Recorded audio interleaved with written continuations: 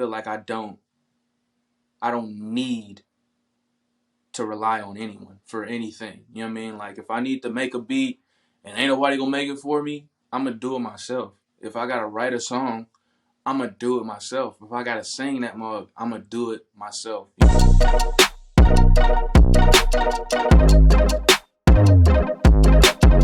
I definitely grew up around a lot of good music, you know, just from all avenues, all genres. I was born into it for real.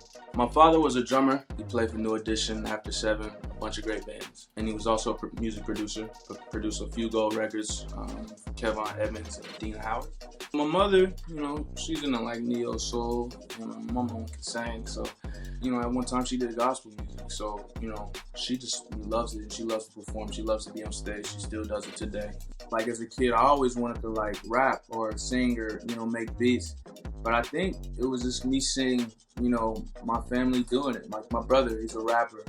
From a very young age, I was little. I would watch him, you know, write words and write lyrics down in his book, and I just be like, yo, what are you doing? Like I remember I was super young. I might have been like 6, 7, and he was writing raps. I just asked him like, yo, like what are you doing? Like what's going on? And he told me he was rapping. He'd rap for me or whatever.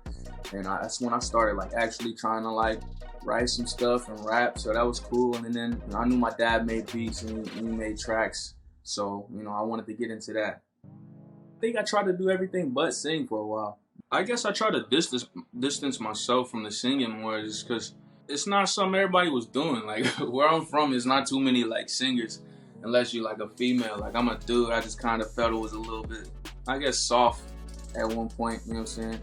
I didn't really believe in myself. I didn't want to audition for anything. I didn't want that. I tried to run away from it. My mom, I guess she just knew. I never really auditioned for much before, but it was when I did the first X Factor audition. It was wild. It was just a wild thing. I'm like, man, I'm going to do something I've never really done before. I'm going to sing in front of produced to put me on a television show. I go with my mother. This is the first time we talk about it. I made sure that she came with me, and she had to audition as well. That was the deal. The deal was to audition together. Yeah, I made it through. I got 3 out of the 4 the first time.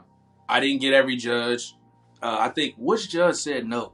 I can't remember. I can't even remember who said no to me. Somebody said no to me. I made it through that. I get through there, and I'm thinking, man, I might be onto something. They really liked me. The crowd was going crazy. I'm like, I just had never really felt that type, you know, support from like, you know, a large amount of people like that. Like I performed in, you know, in choruses and things like that in school, but it was never to this capacity. So I'm like, let's just see. You know what I mean? Like at this point, I'm like, maybe I am hot. Like maybe I am tight. Second season was just, it was definitely different just because I was by myself the whole time. You know, all eyes were on me, you know, but it was different in a sense. I didn't have to do the preliminary rounds. They called me back to come, you know, do the second season and just try it out as a solo artist. So it was just wild. And then, you know, yeah, me getting cut, I was ready. I was ready to get cut. I was ready to go. I was ready to be off of that, you know. I had met some cool people, kind of thought I would be, you know, hopefully this time talked to, signed or whatever, but nothing happened. Nobody talked to me. Nobody called. It was nothing. They let me out of my little contract or whatever with them, like ASAP. Pretty much told me they wasn't gonna do nothing. And I was back at school like that next day. You know, after X Factors, you know, I moved to Cali. So at that point, I'm just kind of trying to find my way. So, you know, if there's any session or any studio or anything I can get my hands on, I'm kind of doing. But luckily, you know, within a few months, I landed in the studio, which led me back to the Underdogs. So I really just took the writer route, and that's where I started learning how to, you know, make records for other people and learning how to really write records, you know, and experiencing things that I could put into my music. So, you know, linking with the Underdogs was just, it was amazing for me to be able to, you know, learn from some greats like that at that point in my career, because I really needed to learn the basics. I needed to, you know, take baby steps. Meeting Berg was that was the start of it all, honestly. They call him hitmaker now. It's hard for me to call him hitmaker. I ain't gonna lie to you, but yeah, man, that was the start of it all. You know, he was the first person to be like, "Yo, we about to go do something. Like, this is what we doing. Like, I'm about to take you, about to do these records, about to sing this, and we gonna get to these records. Like, this is what I'm on." I'm like, all right, bet. Like, this is the first person that's let me come in and, you know, sing, actually do something. Cause I was supposed to have a session with him just to be a singer at that point. I was only called in just because the person who hadn't showed up to sing the record, like, I guess wasn't coming. So Damon told me to be quiet, don't say anything, and go, like, don't say anything, go record the song. And that's what I was, you know, intending to do. As soon as I get in, he was like, "You do melodies? You write?" I'm like, "Yeah." He like, "Go in there. First thing, first take, kill it." He like, "What do they have you doing in here?" I'm like, "I don't know, nothing." I'm like, "Yo, nothing, not a thing." So it just kind of hit it off like that, and that's how he started building his, you know, his empire right now. Everything he got, like, we was in the trenches at that point. It wasn't hit. It wasn't, you know, he got all the hits. We got all his songs. No number ones, no nothing at that point right now. Like, all his stuff he had did beforehand. So now it was just, it was really time, and we was just really just killing stuff. We was killing shit. The goal was to always be an artist, but I did find a love for writing and being behind the scenes. You know, at one point I did think that's kind of what I wanted to do. I got to a point where I didn't want to work in that system no more. It's like writing for people every day, and then because it just became like a circus, man. There's just so many people in the studio now. Like, it went from me and Berg to being in the studio. Now we got about 12 people in the studio. Now we lit. We got, it's, you know what I'm saying? It's everybody. It's the homies. It's female. It's like it's lit now. So there's so much attention and so much on this, and there's so many people trying to be a part of that thing that I kind of just was like, man, like, if I'm gonna ever get off, you know what I'm saying, how I feel, I gotta get away from this.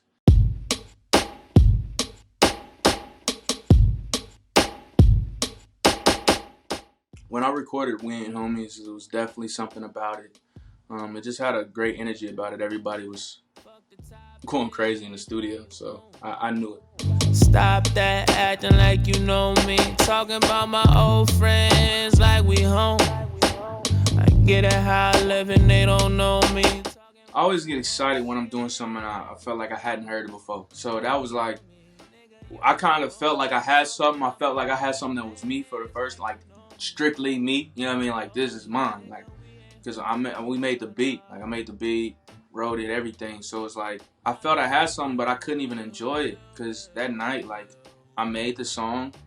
And just basically, like, as I was making that song, like, or right after I made that song, like, yeah, that's when my cousin was killed. Like, he got shot, and was left in the park where we used to play, like, baseball and shit, like, where I'm from. So it's like, it was hard to kind of, like, enjoy that and kind of know that I had something. Like, I felt it, but that year was just crazy, man. That shit is just nuts. So it was hard to enjoy, but eventually I got the first verse and it inspired me, and, you know, and yeah, I thought I had something. But I made We Ain't Homies, like, literally, like, right then and there. Platinum Fire is definitely a moment in time.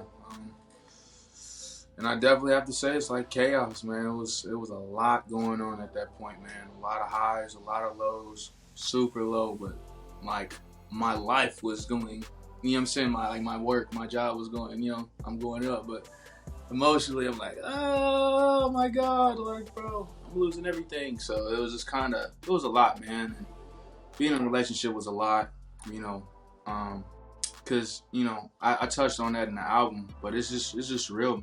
When you're in a relationship, man, you gotta really know how to communicate. You gotta really know how to love and really, you know, understand the other person.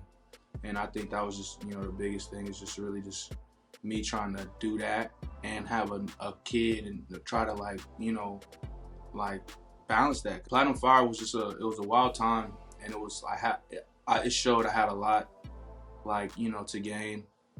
You know what I'm saying? You know, I figured that, you know, at that point, bringing another life into, you know, this world, I had a lot to lose. and I had a lot to learn. But Platinum Fire overall is just, you know, one of my biggest blessings. All right, guys, for the 50 millionth time, I done fucked up. I've got some shows in November. It's like 3 of them. It's a mini baby little tour. The 18th, the 22nd, and the 25th. The 18th, we are at the Roxy in LA. The 22nd, we are at the Masquerades Purgatory in Atlanta.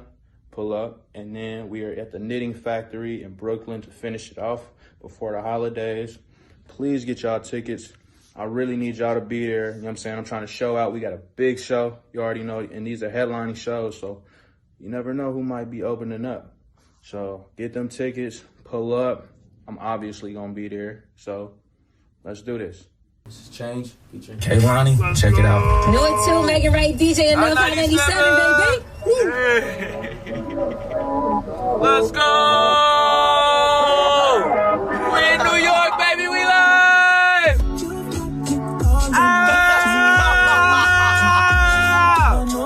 And they said they don't play R&B out here. That's what we do. I-97 every day.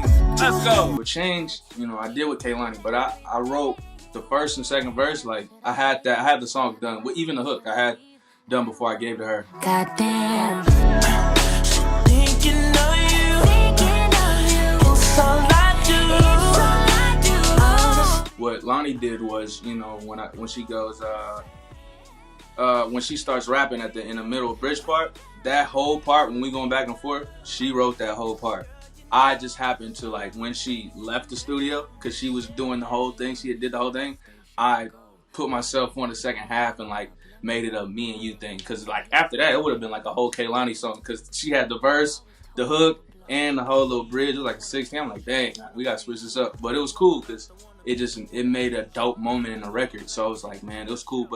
And I definitely I know she's a writer. You know, I know she loves to write, and you know, it's not easy for her to sing other people's music. You know what I mean? Like, you know, other people's lyrics like that. So for her to even sing the verse that I had written, just for me, like, was dope. Just to see her, you know, like, you know, give up a little bit. Like, you know what I'm saying? So that was dope. So I definitely, you know, she is a great writer. So why not? You know what I'm saying? She created so many dope records before me working with her. So it's not like, you know, I'm doing anything, you know, super significant to change, you know, what she does. But, you know, it was great though. Like, it was definitely really cool being able to just kind of see how she worked too. I'm not an R&B artist. Me personally, I'm not. Cause what I think R&B is, you know, what I know, you know, what I remember, that's not necessarily what I do in that sense. You know, I take pieces from everywhere. You know what I'm saying? Like, just different things. So I would never be put in that box. And it's not a bad thing. I love R&B music, but I just can't say that I'm just like totally R&B, because some songs I don't sing out. I sing with a different tone. Like, it's just a way I do it. It's like I play with certain sounds and different tones, and I play with my voice a little bit. I feel like I'm a little bit too all over the place to say I'm R&B. I definitely want to produce more for people. I definitely want to write more for people. I just want to work with some artists that are, you know, up and coming new from my city, and Cincy. That's another goal that I have. I just want people to, you know, remember the music. Remember I was, you know, I tried hard to really push the envelope and keep it going where we're in a, you know, because we're in a time where everybody like to sound the same these days, you know. So I just want people to remember me for, you know, being, hey, he really, you know, he had some dope, like, different shit. Like, he really tried to, you know, keep bending these genres, keep doing things that they say, you know, black folks can't do or shouldn't, you know, try. Because, you know what I'm saying, we belong everywhere. We shift the culture. We are the culture. We are, you know what I'm saying, we are music, man. Ain't nothing that ain't nobody stole from us. So it's like, you know, I'm just trying to push it forward and just keep it in, you know, keep it in people's mind that they can do their own thing, and they can, you know what I'm saying, you know, make it from anywhere.